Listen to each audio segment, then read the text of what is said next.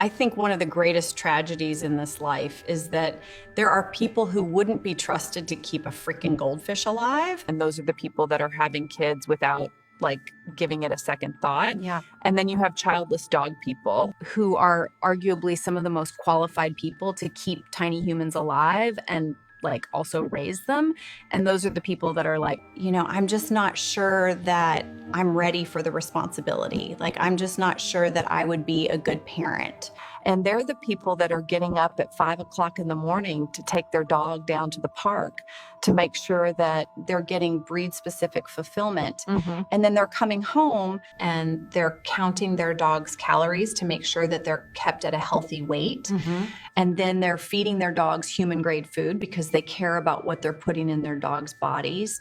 Then they're using their lunch breaks to come home and let their dog out to go potty or take them for a quick walk or do a quick training session or take them to the vet for a mild health concern. And then at the end of a long, hard day at work, they're not thinking about, how can I meet my needs? What can I do for me today?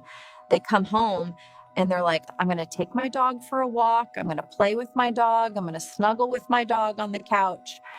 Dog people, childless dog people, are some of the most selfless, dedicated, responsible people I've ever met in my entire freaking life. And those are the people that are second guessing whether or not they would be good parents.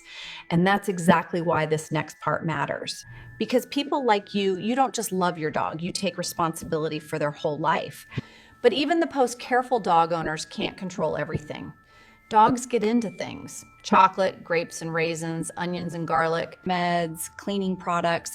And when that happens, it's not about being a good or bad owner. It's about being prepared. Because you don't have hours. Sometimes you only have minutes.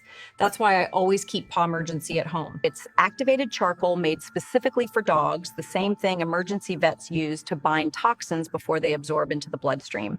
It doesn't replace the vet, but it buys you critical time when every second matters. I've linked the exact one I use in my bio so you can have it before you ever need it.